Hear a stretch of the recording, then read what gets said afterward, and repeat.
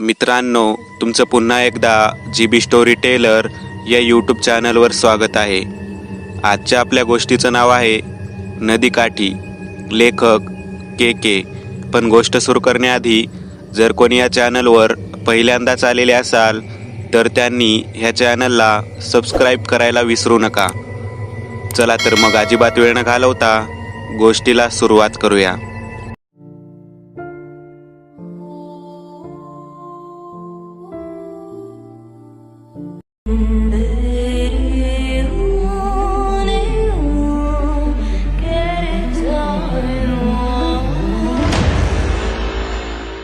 एकोणीसशे 75 ते 76 सालची गोष्ट असावी. सिनेमाचा रात्रीचा शेवटचा शो सुटला होता. विजय टॉकीज पासून माझं घर फार लांब नव्हतं. मी शुक्रवार पेठेत असलेल्या एका वाड्यात भाड्याने राहत होतो. एक छोटीशी खोली आणि कॉलेज पण फार लांब नव्हतं, SP कॉलेज. माझा मित्र राजन रस्ता पेठेत राहणारा रात्री 12:30ला एक शेवटची सिगारेट मारून तो त्याच्या वाटेने गेला. मी माझ्या खोलीवर येण्यासाठी पायी निघालो. त्यावेळी नाईट लाईट असले काही प्रकार नव्हते, त्यामुळे लोक 8-8:30लाच जेवून झोपत असत. त्यामुळे रात्री 12:30 म्हणजे रस्त्यावर स्मशान शांतता असायची. मी हळूहळू चालत होतो. तितक्यात माझी नजर समोरच्या गल्लीतून खाली शनिवार पेठेकडे जाणाऱ्या गल्लीकडे गेली. एक स्त्री नववधूच्या पेहराव्यात रस्त्याने एकटीच चालली होती. अंगावर दागदागिने होते. घाईघाईने ती चालली होती. इतक्या रात्री एक स्त्री, ती पण एवढे दागदागिने घालून आणि नववधूच्या पेहराव्यात, ती तिच्या तंद्रीत होती.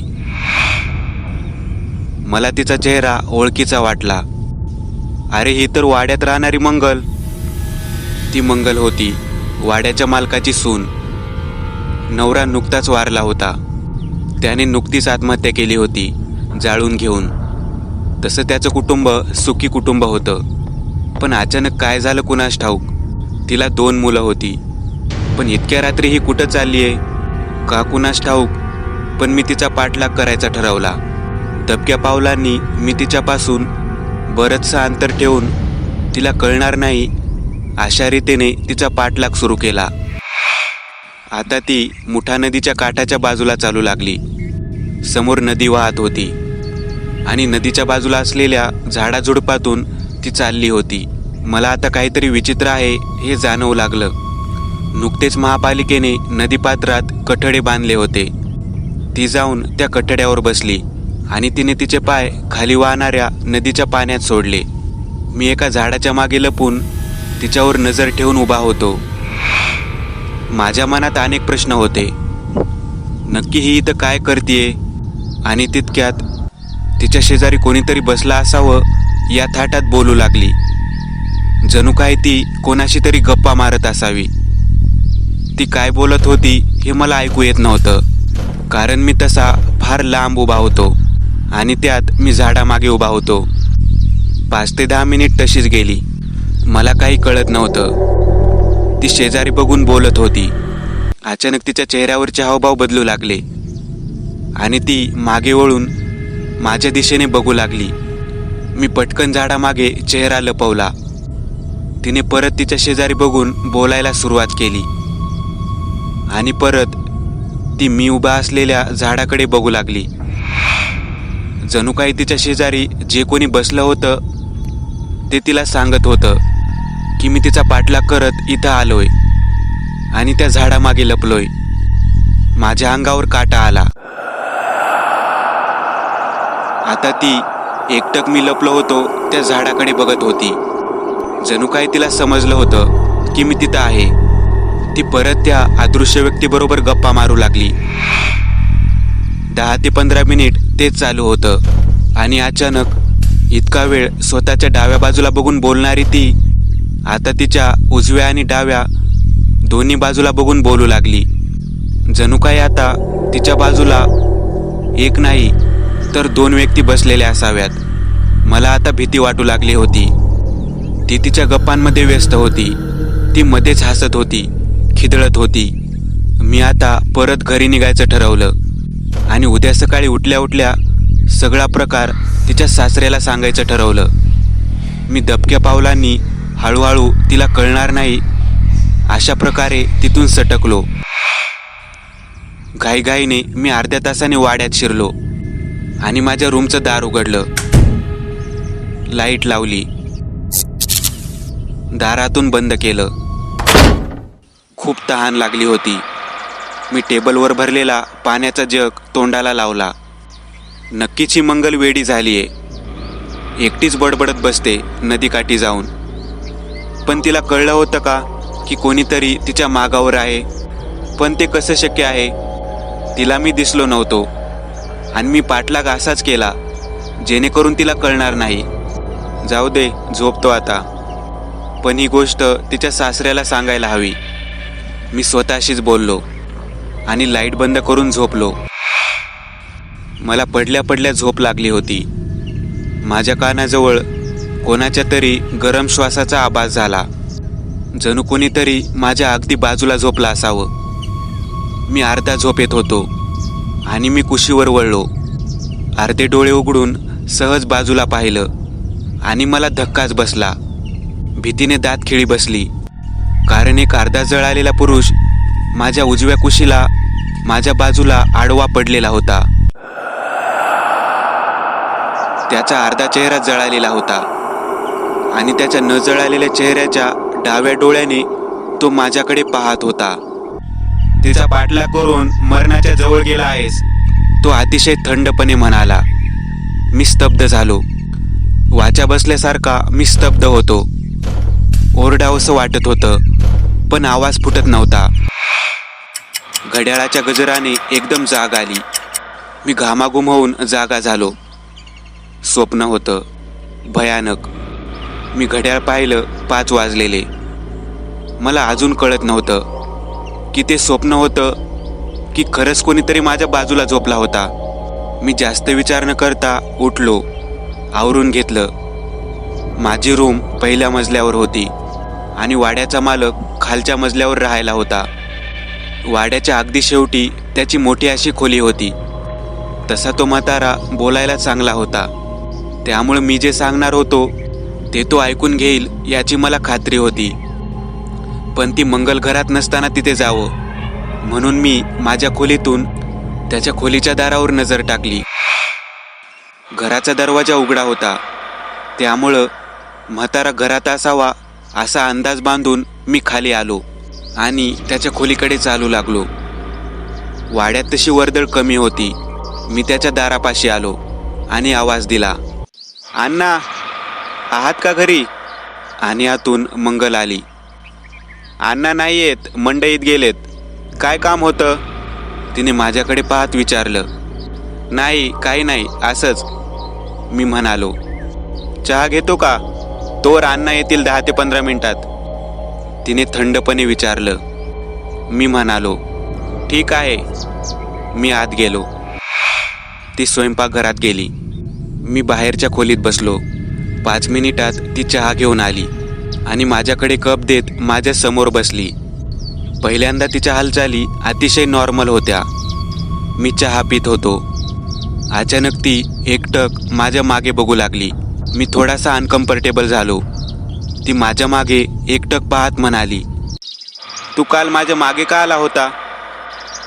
तिने नजर माझ्याकडे फिरवत विचारलं. मी नाही, मी कशाला तुमच्या मागे येईन? मी भीती लपवत म्हणालो. खरं सांग, ती तुझ्या मागं उभी आहे. ती मला सांगतीये की तूच आला होता. तिचा आवाज जरा विचित्र झाला. तिच्या आवाजात प्रचंड क्रोध जाणवत होता. नाही आहो, खरंच सांगतोय, तुमचा गैरसमज होतोय. आणि माझ्या मागे कोण आहे? मी मागे वळून चेक केलं, पण मागे कोणी नव्हतं. माझी तंतरली होती. अण्णा पण येत नव्हते. मी चहाचा कप खाली ठेवला आणि उठलो. मी नंतर येतो असं म्हणून मी निघालो. ती कसलेही हावभाव न दाखवता तशीच बसून मागे भिंतीकडे पाहत बसून होती. मी थरथरत माझ्या रूममध्ये आलो आणि दार बंद करून बसलो. मला एक प्रश्न सतावत होता की हिला कसं कळलं की मी हिचा पाठलाग केला. मी पलंगावर जरा आडवा झालो. रात्री झोप पूर्ण झाली नसल्यामुळे माझे डोळे परत जड झाले आणि माझा डोळा लागला. किती वेळ झाला आठवत नाही, पण कसल्या तरी आवाजाने मला जाग आली. अर्धवट डोळे उघडत मी उठलो आणि माझं डोकं सुन्न झालं. माझ्या पलंगावरच्या अगदी समोर एक स्त्री केस मोकळे सोडून खोलीच्या मधोमध जमिनीवर बसली होती. तिचा चेहरा नीट दिसत नव्हता. ती गुरगुरत होती. माझी बोबडी वळली. हृदयाचे ठोके जोरजोरात आपटू लागले. घामाच्या धारा वाहू लागल्या. शरीर जणू सुन्न पडलं होतं. का आला तिच्या माग? ती खेकसली. का आला तिच्या माग? परत तेच वाक्य. असं जवळजवळ 5 ते 6 वेळा ते वाक्य ती खेकसत म्हणत होती. खोलीतून जीव वाचवत पळावं असं वाटत होतं, पण हातपाय सुन्न पडले होते. मी फक्त ते दृश्य पाहत होतो. तितक्यात, का गेला बाबा तिच्या माग? मरणाला आमंत्रण दिले रे तू पण मरणार आता. एका पुरुषाचा विव्हळण्याचा आवाज कानाच्या अगदी मागून आला आणि मी दचकलो. मागे पाहिलं तर तोच अर्धा जळालेला पुरुष माझ्या पलंगाच्या बाजूला रडत बसला होता. समोर ती बाई ते एकच वाक्य बोलत खेकसत होती आणि मागून त्या पुरुषाचा रडण्याचा तो आवाज. माझं डोकं बधीर आणि मन सुन्न झालं आणि मी बेशुद्ध पडलो. किती वेळ बेशुद्ध होतो आठवत नाही. कदाचित रात्रीपर्यंत मी बेशुद्ध होतो. गारगार हवा आणि नदीच्या वाहत्या पाण्याच्या आवाजाने मला जाग आली. मी नदीकाठच्या झाडीच्या परिसरात होतो. मला कळत नव्हतं मी इथे कसा आलो. मी उठून उभा राहिलो. रात्र होती. अंधार सगळीकडे. रवी, मागून कोणीतरी आवाज दिला. मी मागे वळून पाहिलं. अण्णा, तुम्ही इथं यावेळी? मी शॉक झालो. अरे पण तू इथे कसा यावेळी? ते नंतर सांगतो, पण आज सकाळी तुमच्या घरी आलो होतो. तुम्ही भेटला नाहीत. खूप महत्त्वाची बातमी सांगायची होती. मी बोलत होतो. बोलता बोलता माझी नजर नदीच्या कठड्यावर पडली. तिथे एक माणूस पालथा पडलेला होता. अण्णांनी ते पाहिलं होतं. रवी, अरे तो कोण पडलाय तिथं? चल जरा बघू. मी आणि अण्णा आम्ही त्या पालथ्या पडलेल्या माणसाजवळ आलो. मी त्याचं शरीर सरळ केलं आणि माझी दात खिळीच बसली. कडक झालेलं ते प्रेत अण्णाचंच होतं. मी घाबरत मागे पाहिलं तर अण्णा नाहीसे झाले होते. मी पटकन उभा राहिलो आणि वाट दिसेल तिकडे पळत सुटलो. काय चाललंय काही कळत नव्हतं. मी पळत पळत कसा तरी त्या वाड्यात पोहोचलो. माझ्या खोलीत पोहोचलो. दार घट्ट लावून घेतलं आणि बिछाण्यावर अंग चोरून बसलो. काय चाललंय काही कळत नव्हतं. एकतर मी तिथे पोहोचलो कसा आणि ते अण्णांचं प्रेत. मी काय चाललंय या गोष्टींचा हिशोब लावत होतो. तितक्यात अचानक लाईट गेले. सगळीकडे अंधारच अंधार झाला होता. मी चाच पडत खिडकीजवळ आलो आणि बंद असलेली खिडकी उघडली आणि भीतीने माझं काळीच तोंडाशी आलं. माझ्या खिडकीच्या अगदी बाहेर मंगल तिच्या नववधूच्या पोशाखात उभी होती. तिच्या चेहऱ्यावर एक हास्य होतं आणि ती एकटीच काहीतरी बडबडत होती. मी स्तब्ध होऊन तिच्याकडे पाहत होतो आणि अचानक ती एकटक माझ्या मागे पाहू लागली. मी दचकून मागे वळून पाहिलं आणि भीतीने माझ्या छातीत एक जोरात कळ आली आणि मी चक्कर येऊन पडलो. चक्कर येऊन पडण्याच्या आधी मी पाहिलं होतं 2 बायका माझ्या मागे उभ्या होत्या. यावेळी त्यांचे चेहरे स्पष्ट दिसत होते. गोऱ्या गोमट्या, कपाळावर मोठं कुंकू, डोळे लाल, नाकात नथ आणि नऊवारी साडी नेसलेल्या, केस मोकळे सोडलेले होते. नववधूसारख्याच दिसणाऱ्या त्या दोघी थंड चेहऱ्याने माझ्याकडे पाहत होत्या. सकाळी अनेक लोकांच्या रडण्याच्या आवाजाने मला जाग आली. मी उठलो आणि खिडकीतून खाली पाहिलं. वाड्याच्या मधोमध एक प्रेत ठेवलेलं होतं. बाजूला अण्णांचे गावाकडून आलेले नातेवाईक रडत होते. मी खाली आलो. त्या गर्दीच्या थोडं बाजूला मंगल कोपऱ्यात उभी होती. तिच्या डोळ्यात पाण्याचा टिपूस पण नव्हता. तेवढ्यात माझी नजर त्या गर्दीत बसलेल्या त्या दोघींवर गेली. त्या थंड चेहऱ्याने अण्णांच्या प्रेताकडे पाहत होत्या आणि इतर नातेवाईक पण असे वागत होते जणू काय त्या दोघी इतर कोणालाच दिसत नव्हत्या. हलका हलका पाऊस सुरू झाला होता. आता मैताला आलेले लोक आता हळूहळू आडोसा बघू लागले. काहींनी आपल्याकडे असलेल्या छत्र्या उघडल्या होत्या. माझ्या अगदी पुढे एक जण उभा होता छत्री उघडून. मी हळूच विचारलं, कसं झालं हे सगळं? तो म्हणाला, माहीत नाही, पण अण्णाचं प्रेत नदीकाठी सापडलं. त्यांना जाऊन 1 दिवस झाला असावा असं पोलिसांनी सांगितलं म्हणे. मी पटकन रूममध्ये आलो. आता इथून निघून जावं, नाहीतर आपलं पण अण्णासारखंच व्हायचं हा विचार मनात आला. रूमची लाईट गेलीच होती. तितक्यात माझं दार वाजलं. मी दार उघडलं. एक माणूस तोंडाला रुमाल बांधलेला होता. जरा आत येऊ का, पाऊस येतोय, असं म्हणत तो रूमच्या आत आला. तितक्यात माझ्या रूमचा बल्ब चालू झाला. त्याने चेहऱ्याला गुंडाळलेला रुमाल काढला आणि माझ्या पायाखालची जमीनच सरकली. तोच माणूस होता. अर्धा चेहरा जळालेला, जो मला स्वप्नात दिसला होता. माझ्या भीतीने थर कापून आला. मी प्रदीप, मंगलचा नवरा. तुझ्या मनात खूप प्रश्न आहेत, मी त्याची उत्तर द्यायला आलोय. जरी आता त्याला काही अर्थ नाहीये तरी. आमचं लग्न झालं आणि मंगलला घेऊन मी पुण्यात आलो. तिला नदीकाठी फिरायला खूप आवडायचं. सुरुवातीला आम्ही दररोज संध्याकाळी नदीकाठी जायचो फिरायला. नंतर कमी केलं, पण मंगल रोजच जायचा हट्ट करू लागली. नंतर मी जेव्हा कामावरून यायचो तेव्हा ती घरी नसायची.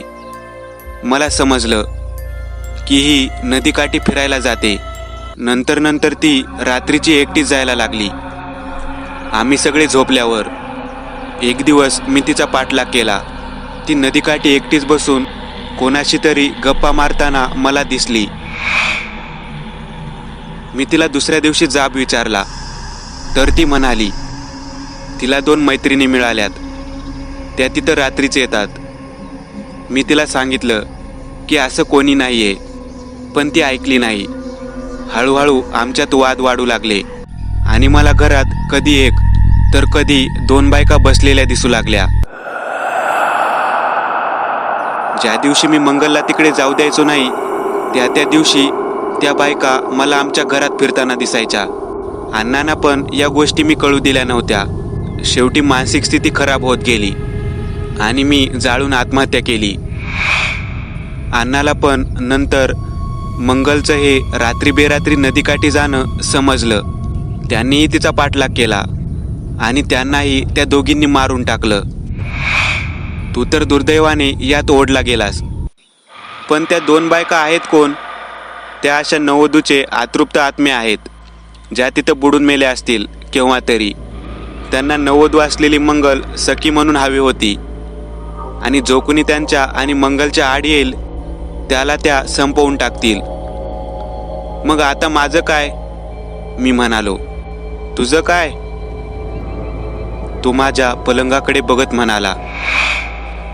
तिथं अंगावर पांघरून घेऊन कोणीतरी पालतं झोपलं होतं. मी त्याच्या अंगावरचं पांघरून बाजूला केलं आणि त्याचा चेहरा पाहिला आणि माझं डोकं सुन्न झालं. तो मीच होतो. रात्री त्या दोघींना बघून माझ्या छातीत कळ आलेली. तेव्हाच माझा मृत्यू झाला होता. आज अनेक वर्ष होतील. आज मंगल म्हातारी झालीये, पण आजही न चुकता ती रात्री 3:30ला नदीकाठी जाऊन बसते त्या दोघींशी गप्पा मारत. मी आणि प्रदीप अजून भटकतोय त्याच वाड्यात. मित्रांनो, आज पुरतं एवढंच.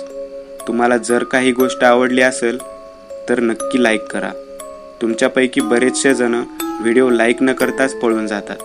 पण हा जर व्हिडिओ तुम्ही लाईक केला तर मला जरा बरं वाटेल आणि असेच भारी भारी व्हिडिओ बनवायची माझ्यात एनर्जी येईल. त्यामुळे नक्की लाईक करा आणि अजूनही कोणी या चॅनलला सबस्क्राईब केलेलं नसाल तर लगेच सबस्क्राईब करून टाका आणि बाजूची घंटी ती मात्र दाबायला विसरू नका. देवाची घंटी आहे ती. चला तर मग पुन्हा भेटूया अशीच एक आगळी वेगळी गोष्ट घेऊन पुढच्या भागात.